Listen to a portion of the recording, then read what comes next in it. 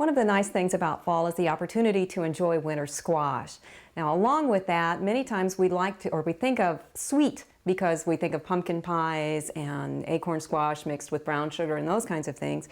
And there are many ways to enjoy them that are both sweet and pecan. But today we're going to look at the squash themselves and using honey as the sweetener rather than maple syrup or corn syrup or some of the traditional brown sugars and those kinds of things. Winter squash can take a long time to cook. However, you can incorporate the use of your microwave oven to cut that down dramatically. The recipe that we're using today, and most recipes, if you have one for winter squash that's an acorn type squash, you can substitute a delicata or a golden nugget or any other winter squash that's about this size. Simply all you need to do for this is to take the squash and prick it a few times with a knife. I'd probably do it about 3 times, and then set it onto a paper plate or a plate that's able to go in the microwave oven. Don't cover it, set it in there, turn the microwave oven on for 5 minutes. Come back after about 3 minutes and turn it over because it's going to start cooking on the side that's touching the plate faster than the rest of it. So you want it to cook evenly. Go ahead and do the full time about 5 minutes long. Then when that's over, let it sit for a couple of minutes for the heat to cool down a little bit. If it's still a little bit hot, you can hold it with a hot pad and work with it that way. But the simple thing to do, the reason to do some of the cooking ahead of time, is that it cuts so much easier. Simply cut it in half, and at this point you're ready to do the seeding. Now, winter squash themselves are very high in vitamin A, or pre-vitamin A, which your body will convert to vitamin A, and you actually, in a serving of winter squash, most kinds actually, they're very similar, you'll get over twice as much vitamin A as you need for any one day. Take out the fibers at this point, and do that on both halves. The seeds, of course, can be used for roasting and eating later on if you choose to.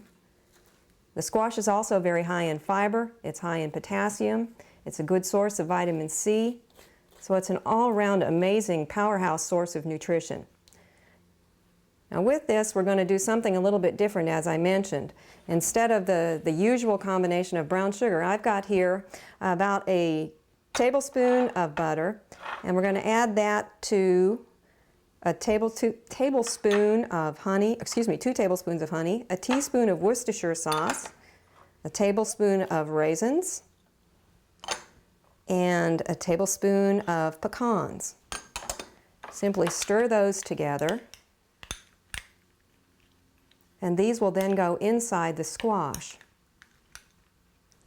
Now, honey itself, you'll find that honey comes in a wide variety of flavors, primarily dependent upon which flower happened to be available for the bees to get pollen from. Some will be much darker. In general, the lighter colored honeys are going to also have a milder flavor.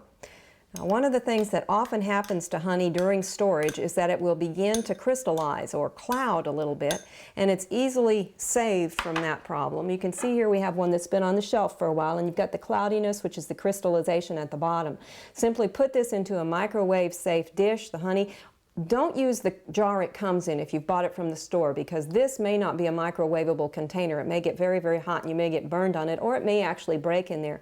Put the honey into another dish, put that into the microwave, and heat it on 30-second intervals until that cloudiness clears up. Or you can put it into a saucepan inside of another container and put it in a saucepan of water and accomplish the same thing. Honey itself, you need to be very careful with children. This, you can see, is pure honey, but it's been pasteurized as opposed to raw. If you see the words raw on honey, if you're purchasing it, you really want to make sure that you don't give it to children under 1. It may contain botulism spores. Now, adults, children over 1 can handle botulism spores without any problem. We have problem when the spores produce a toxin that can then poison us. But the children who are under 1, the spores can actually do the poisoning on them, and so you want to be very cautious with giving them honey. They also don't need it as far as nutrition is concerned. They'll like their foods without them being sweetened. This now we're going to cover with a cooking film, a microwavable film. Put it in the microwave for 5 minutes. And all of these times that I've given you have been on high. And again, because microwave heats vary, you'll have to watch it. Also, if you're using 2 squash, which can be done, that will affect your cooking times as well. This then goes in the microwave on high for 5 minutes. And you end up with something that looks like this. I hope you'll enjoy some winter squash this fall. For Oklahoma Gardening, this is Barbara Brown. We hope you've enjoyed this classic from the Oklahoma Gardening Vault. Remember, even though these tips and techniques are timeless, there's always something new to learn in the world of gardening. By subscribing to both Oklahoma Gardening and OK Gardening Classics, you'll have access to a wealth of gardening knowledge, both classic and contemporary.